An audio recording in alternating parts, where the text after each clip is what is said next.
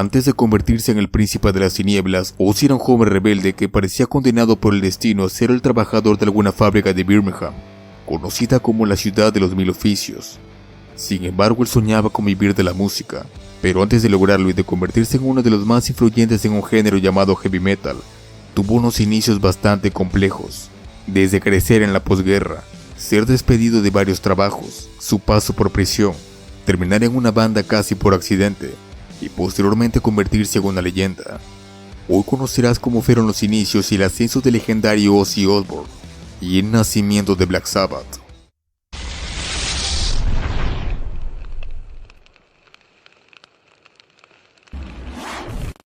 Ozzy Osbourne nació en 1948 en Birmingham, apenas unos años antes de 1940 a 1943. La ciudad había sido fuertemente bombardeada por la Luftwaffe. Ozzy creció en el periodo de la posguerra.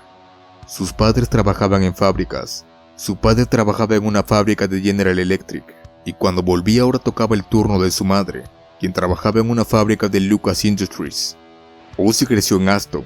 Junto a su amigo de la infancia llamado Patrick Murphy, solía ponerse fuera del estadio de Aston Villa y cobrar medio chelín por cuidar coches.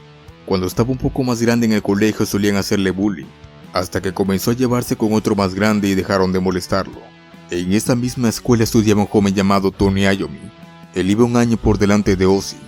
En una ocasión Tony llevó a la escuela su regalo de Navidad, una reluciente guitarra roja. Tony, contrario a Ozzy, era popular en la escuela. Años más adelante el destino los uniría de una manera inesperada. A los 15 años Ozzy dejó la escuela. Poco después comenzó a trabajar de fontanero, pero lo despidieron por robar manzanas. Luego trabajó en una planta industrial a las afueras de Aston. Él era el encargado de una máquina desengrasante. Sin embargo, solía inhalar lo que emanaba de un tanque de sustancias tóxicas a modo de droga. Un día lo encontraron inconsciente asomado al tanque. Llamaron a una ambulancia y de nueva cuenta lo despidieron. Luego su madre le consiguió un trabajo en la fábrica donde trabajaba. Ahí afinaba bocinas para coche. Y luego lo dejó porque estaba harto. Ozzy quería estar en una banda. Incluso en una ocasión se inventó que estaba en una llamada de Black Panther. En ese entonces solía andar con una funda vacía de guitarra que tenía pintado el nombre de su supuesta banda, y arrastraba un zapato viejo por las calles de Aston como si fuera un perro. Y de repente su mundo cambió por completo. De pronto una banda llamada The Beatles era el centro de atención tanto en radio y televisión.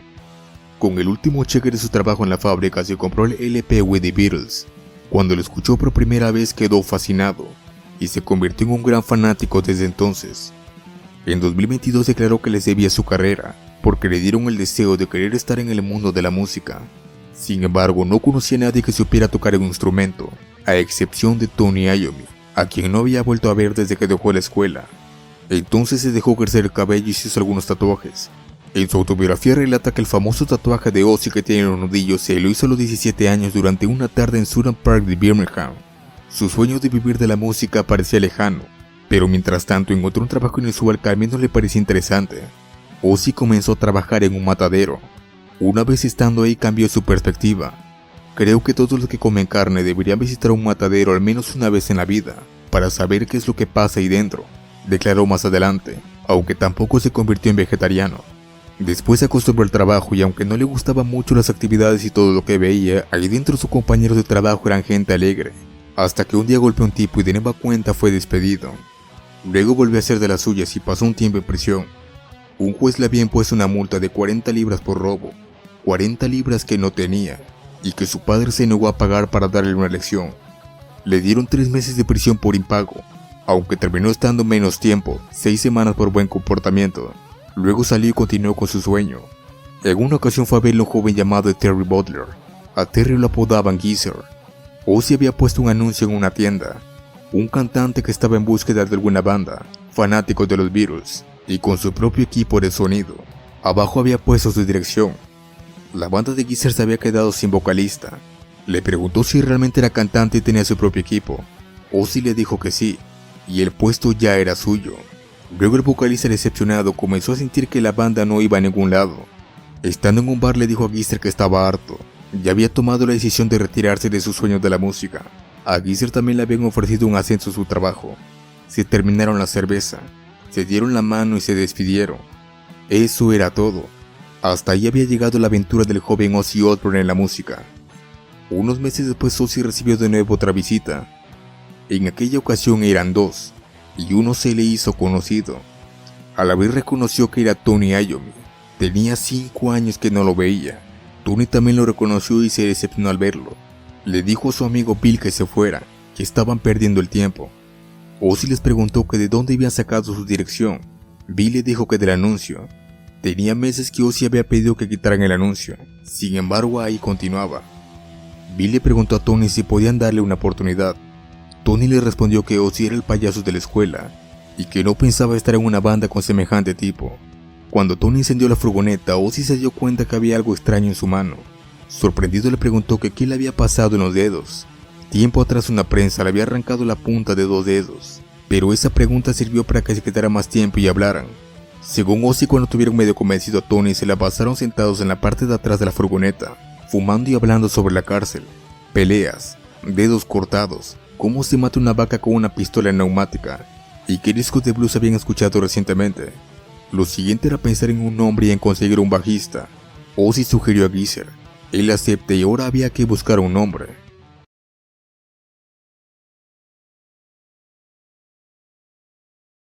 El primer nombre que tuvieron fue The Polka Tulk Blues Band, y su origen fue bastante peculiar. Ozzy estaba en el baño cuando vio el talco de su madre, llamado Polka Tulk, y pensó que sería un buen nombre para la banda. Lo sugirió cuando se habían reunido para comer. Entonces el baterista Bill Ward le preguntó que no entendía qué tenía que ver el sobaco de su mamá con la banda que acababan de formar. Ozzy, emocionado, le dijo que ese sería su nombre, The Polka Tulk Blues Band. Tony preguntó si alguien tenía una mejor idea.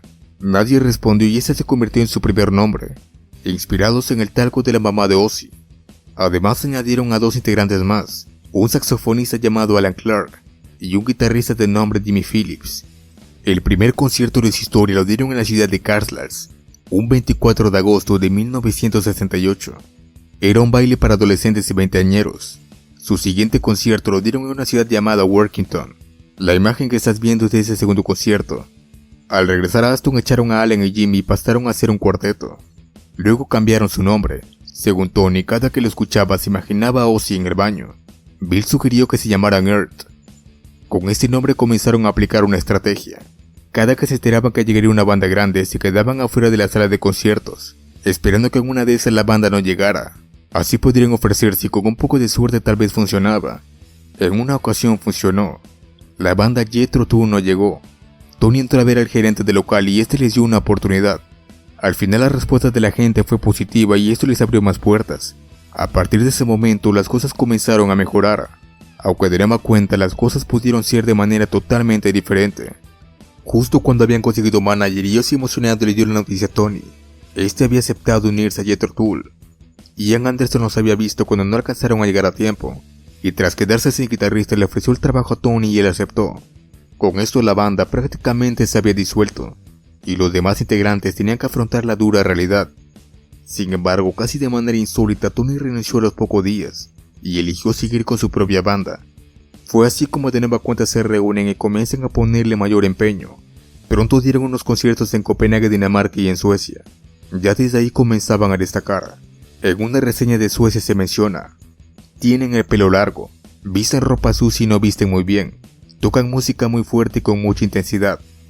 El tocar fuerte comenzó a convertirse en su sello distintivo, y además añadieron una atmósfera maligna. Se dieron cuenta que en el cine cercano de donde ensayaban, cada que ponían una película de terror la fila era más larga. Luego nació una de sus primeras canciones. La llamaron Black Sabbath como una película de la época. En una ocasión estaban iniciando tocando esta canción, cuando un gerente aterrorizado los detuvo. Pensó que se trataba de otra banda que tenían el mismo nombre.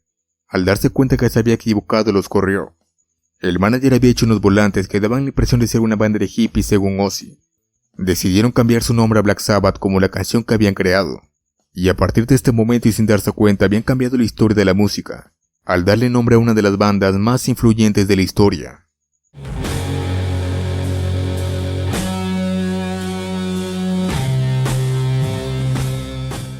Tal vez muchos no lo sepan, pero en agosto de 1969 grabaron su primer demo, llamado The Rebel. La canción homónima fue compuesta por el teclista Norman Hines según el medio Lauderson. El manager de la banda le había propuesto que se uniera, pero Norman lo rechazó, e en su lugar compuso la canción, y de hecho participó en la sesión de grabación de lo que podría ser la primera grabación oficial en la historia de Black Sabbath.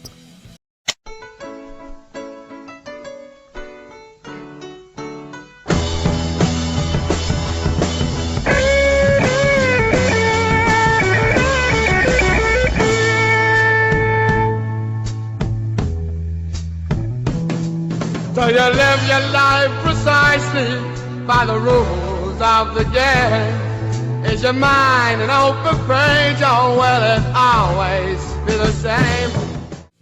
La banda también había grabado otra canción de Norman. Luego en noviembre grabaron un cover de la canción Evil Woman de la banda estadounidense Crow. Este se publicó como sencillo.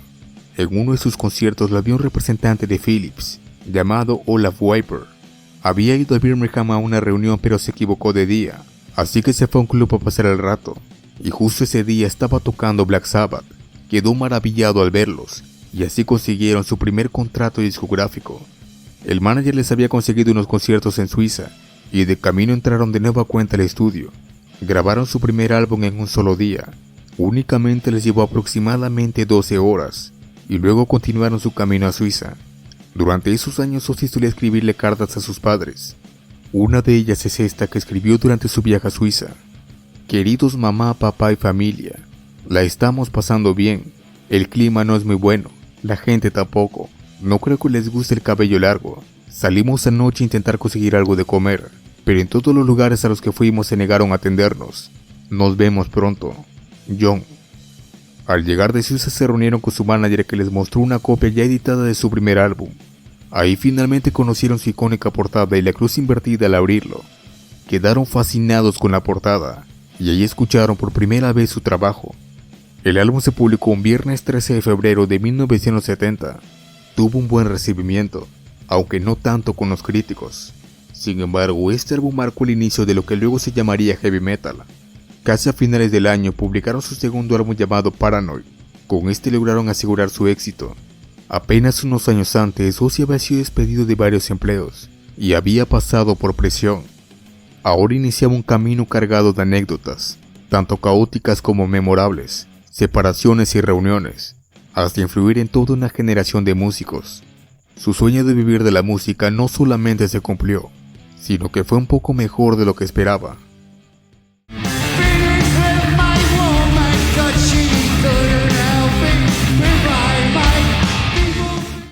Si el video te gustó, suscríbete, dale like y comparte. Y escribe en los comentarios tu canción favorita de la banda o de la carrera en solitario de Ozzy.